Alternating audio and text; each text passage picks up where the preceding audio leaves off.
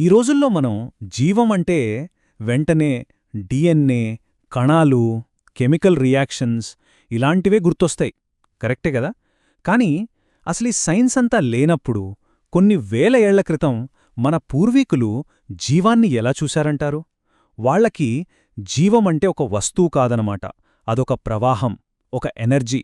వాళ్ల దృష్టిలో జీవమంటే ఏంటో తెలుసుకుంటే నిజంగా మనకు చాలా ఆశ్చర్యంగా అనిపిస్తుంది. మొత్తం మానవ చరిత్రలోనే బహుశా ఇదే ఫస్ట్ మోస్ట్ ఫండమెంటల్ క్వశ్చన్ ఏమో. బ్రతికున్న శరీరానికి, ప్రాణం లేని శరీరానికి తేడా ఏంటి? సింపుల్గా అనిపించొచ్చు, కాని ఈ ఒక్క ప్రశ్న నుండే ఫిలాసఫీ, మెడిసిన్, మతం అన్నీ పుట్టాయంటే నమ్మగలరా? వాళ్ళు దీనికి వెతికిన సమాధానాలు విచిత్రంగా మన కళ్లముందే ఉన్నాయి. వాళ్లు చెప్పిన సమాధానాలు చాలా సింపుల్, కాని అంతే ప్రొఫౌండ్. వాళ్లు గమనించింది రెండు విషయాలు. ఒకటి, శ్వాస ఆగిపోతే జీవం ఆగిపోతుంది. 2, కదలిక ఆగిపోతే ప్రాణం పోతుంది. జస్ట్ ఈ 2 సింపుల్ అబ్జర్వేషన్స్ నుంచే శరీరం లోపల ఎనర్జీ ఎలా ఫ్లో అవుతుంది అనే దానిమీద అద్భుతమైన థీరీలు పుట్టుకొచ్చాయి. సరే, ఈ జర్నీలో మనం 4 ముఖ్యమైన విషయాలు చూద్దాం. ఫస్ట్, శ్వాస అంటే జస్ట్ గాలి మాత్రమే కాదు, అది ఆత్మకు ఒక వెహికల్ లాంటిదని ఎలా నమ్మారో చూద్దాం. ఆ తర్వాత ఈ ఎనర్జీ శరీరం లోపల ఎలా ప్రవహిస్తుందో వాళ్ళు ఊహించుకున్న మ్యాప్సేంటో చూద్దాం. మూడోది, ఆత్మ అంటే సింగిల్ పీస్ కాదని దాంట్లో చాలా పార్ట్స్ ఉంటాయని వాళ్ళు ఎలా అనుకున్నారో తెలుసుకుందాం. ఇక ఫైనల్గా వేల ఏళ్లనాటి ఈ ఐడియాలు ఇప్పటికీ మన మాటల్లో ఎలా బ్రతికి ఉన్నాయో చూద్దాం. ఓకే, మన జర్నీలో ఫస్ట్ స్టాప్ శ్వాస. ఇది ఇంట్రెస్టింగ్ విషయమేంటంటే ప్రపంచంలో ఏ పురాతన కల్చర్ని చూసుకున్నా వాళ్ళందరూ ఒకే విషయాన్ని గమనించారు.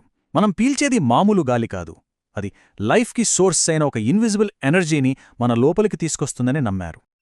ఉదాహరణకు ఏన్షియన్ గ్రీక్స్ని తీసుకుందాం. వాళ్ళు న్యూమా అనే ఒక పదం వాడేవారు. ఈ న్యూమా అంటే ఊరికే బ్రీతింగ్ కాదు, అది గాలి, అగ్ని ఈ రెండింటి కాంబినేషన్తో ఏర్పడిన ఒక కాస్మిక్ ఎనర్జీ అనమాట. వాళ్ల నమ్మకం ప్రకారం గ్రహాలను కదిలించేది ఇదే, మన శరీరానికి ప్రాణం పోసేది కూడా ఇదే. ఇది ఒక్క గ్రీకులకే పరిమితం కాదు, మీరు ప్రపంచంలో ఎక్కడికి వెళ్ళినా ఇదే ప్యాటర్న్ కనిపిస్తుంది.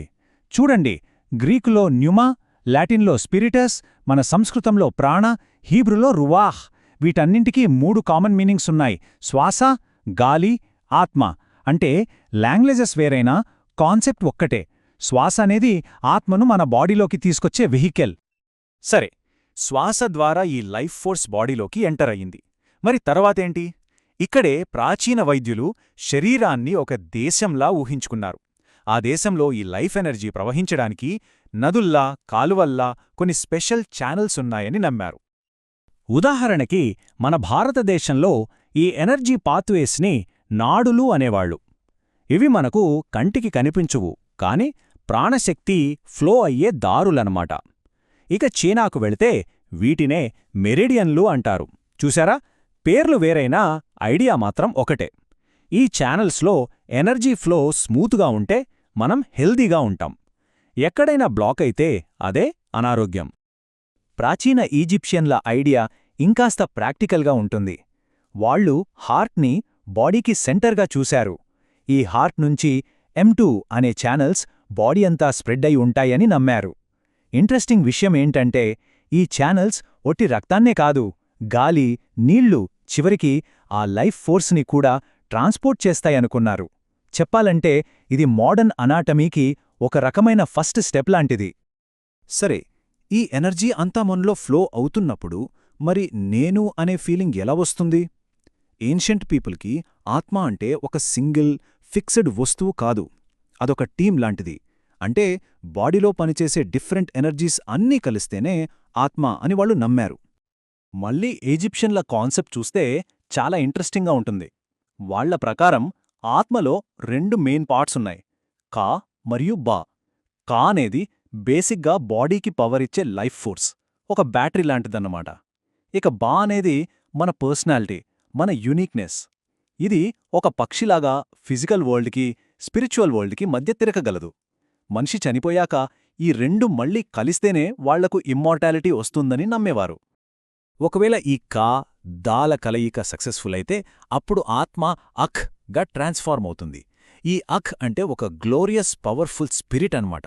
ఒక నార్మల్ మనిషి నుండి ఒక డివైన్ బీయింగ్గా మారే జర్నీలో ఇదే ఫైనల్ స్టేజ్. ఇక చైనీస్ మెడిసిన్లో అయితే ఈ చి అనే లైఫ్ ఫోర్స్ని ఇంకా డీటెయిల్డ్గా అనలైజ్ చేశారు. వాళ్ల ప్రకారం చి అనేది ఒక్క రకం కాదు, చాలా రకాలు.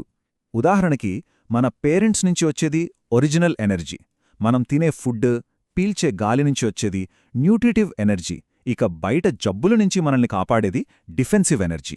చూసారా, వాళ్ల దృష్టిలో మన బాడీ అంటే డిఫరెంట్ ఎనర్జీస్ ఒకదానితో ఒకటి కోఆర్డినేట్ చేసుకుంటూ పనిచేసే ఒక కాంప్లెక్స్ సిస్టమ్. సరే, ఇవన్నీ వేలేళ్ల నాటి పాత కథల్లా అనిపించొచ్చు. ఇప్పుడు మనకు వీటితో పనేంటి అనుకుంటున్నారా? అసలు విషయమేంటంటే, ఈ ఐడియాలు మనల్ని ఎప్పుడూ వదిలిపెట్టలేదు.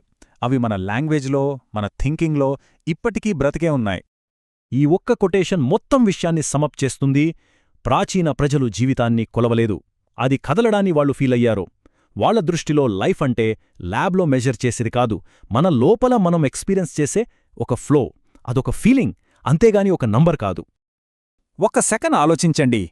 ఈ రోజు కూడా మనం డ్రైన్ అయిపోయాను అనిగాని, రీఛార్జ్ అవ్వాలి అనిగాని ఎందుకంటాం? లేదా ఒక పనిలో పూర్తిగా ఇన్వాల్వ్ అయితే ఫ్లో స్టేట్లో ఉన్నాను అని ఎందుకు చెప్తాం? మనకు తెలియకుండానే మనం వేల ఏళ్ల నాటి ఈ ఎనర్జీ ఫ్లో ఐడియాలనే వాడుతున్నాం. కాబట్టి ఈ ఏన్షియంట్ ఐడియాల్ని మనం ఫెయిల్ అయిన సైన్స్ లాగా చూడకూడదు. ఎందుకంటే మోడర్న్ సైన్స్ మనకు లైఫ్ని ఎలా మెజర్ చేయాలో నేర్పిస్తే, ఈ పాత జ్ఞానం లైఫ్ని ఎలా ఫీల్ అవ్వాలో గుర్తుచేస్తుంది. నిజానికి ఈ రెండూ కలిసినప్పుడే లైఫ్ గురించిన మన అండర్స్టాండింగ్ కంప్లీట్ అవుతుంది.